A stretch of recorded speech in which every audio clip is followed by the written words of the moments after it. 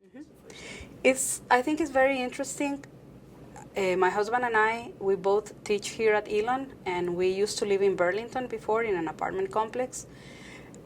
But we were spending a lot of time here at Elon, not only teaching and grading and going to meetings and fulfilling the work duties, but also we were spending a lot of time here going to concerts, listening to speakers, and etc. So the opportunity to live on campus is nice for us because it allows us to be in much more contact with the students, and we were here all the time anyways. So it's just that at the end of the day, instead of going home a little bit further, we just walk 10 minutes or 5 minutes and we're home.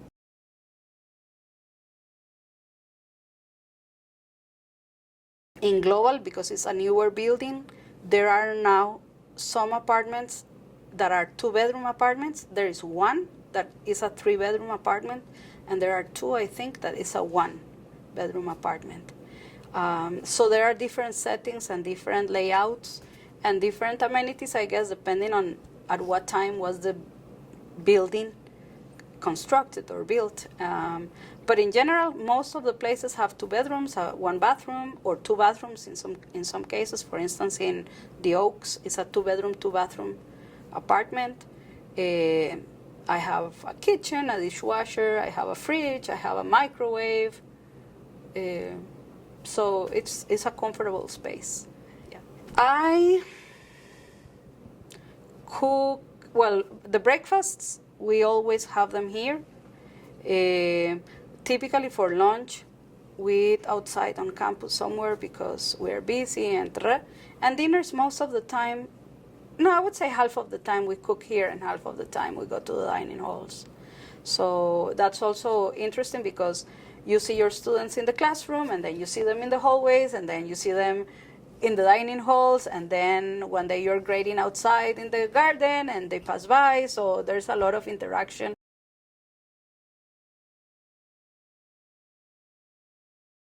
Well, I guess maybe there are different opinions, and I guess maybe this would be a question to ask students. But I think that some students appreciate the fact that somebody is paying attention to them in that way, that somebody is caring about organizing activities that could be interesting because of the topic or because of the speaker. For example, this winter, spring that we have had that has been rough, the day that the electricity went off in the building, I just stopped by the common kitchen and asked students if they were fine, if they had a place to go, if they were staying here.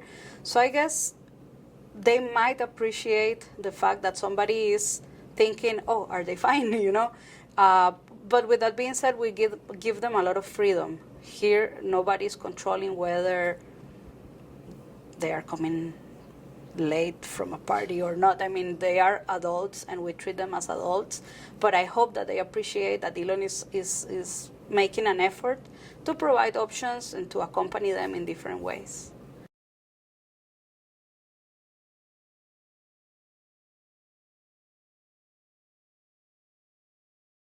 In this building, we have the Elon College Fellows, and they are really good students, very good people, so I have not had any problem. There is one wall here in the apartment that on the other side you have a common kitchen, so sometimes you hear the students, not because they are being loud or anything, just because they are human beings and the wall is thin. But besides that, it has been really nice. The only thing is, a couple of times, people around the building maybe they were baking cookies or cooking something and it burned. So the alarm went on and we had to evacuate the building and the firemen came and all that. And typically that happens, well, it has happened 2 or 3 times. And it usually happens late at night.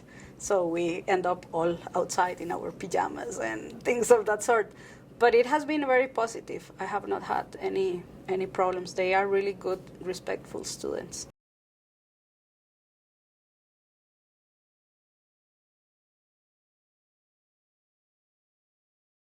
No, they have an RA in the building who is a student, The faculty who live on campus, either in this building and the others who live throughout the university, their role is to improve the intellectual climate. So, for example, again, the international students do not live in this building now. They used to live in this building, and I am actually going to move to the global neighborhood to be in the same neighborhood as they are. But for instance, with those students, we have meetings. They're not weekly, they are more like every 2 weeks or every 3 weeks. We have an activity called the Country of the Month, in which we have a student presenting about the country. We cook food or buy food from the country. We sometimes watch a short video. We have a conversation about this. For instance, 1 month ago, I went with 18 students to South Carolina. And so we had the trip together. We left on a Friday, came back on a Sunday. There is a whole program of activities for the global neighborhood, and sometimes we go together. So in the global neighborhood, they have film festivals. There is a monthly dinner that is organized around the topic, and we have conversations in round tables where there's at least one faculty member in each table guiding the discussion with the students. There are other smaller meetings with different departments around the university. So students, if they are interested, say, in political science, they can go and talk to professors in that department. And so we are a linkage between the students in the university, because Elon understands that, yes, lots of the learning happens inside the classroom, but a lot of the learning happens outside the classroom, students interacting with students, but also interacting with faculty members and having just meaningful conversations, or not so meaningful, but really extending that learning process outside of the classroom. And that's the purpose of the faculty in residence across the university. So it's not the RA. We don't deal also with, let's say that if a water pipe breaks, they will contact the RA, not the faculty member. We are more here to organize activities that contribute to community building, but also to intellectual endeavors, to have conversations about things that are going on in the classroom, or are going on in the news, or are going on around, in our case, again, because my community is the international living learning community, about international affairs, things of that sort. Well, the university is transitioning. So the university is creating these faculty director positions. I am not a faculty director, I am a faculty in residence. A faculty director is the person who is in charge of this intellectual climate for the whole neighborhood. In my case, I am an advisor for the international living learning community specifically. So the faculty advisor has many more responsibilities than what I have. But the campus has a few faculty members living here, not too many. There is one more person in the honors pavilion.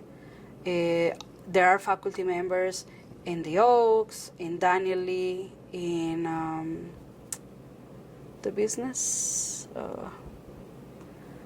the Colonnades, and Global. And now Global will have other areas where faculty can live, but you have to apply, and it has to be approved by your department. And obviously there is a list of responsibilities, and there is also a lot of support from the university through Residence Life, through other areas, in terms of providing you structure in terms of the activities that you have to plan and develop, but also providing some budget to have those activities, because imagine going with 18 students to Charleston requires some money, as you can imagine. So the university also gives financial support for these activities to happen.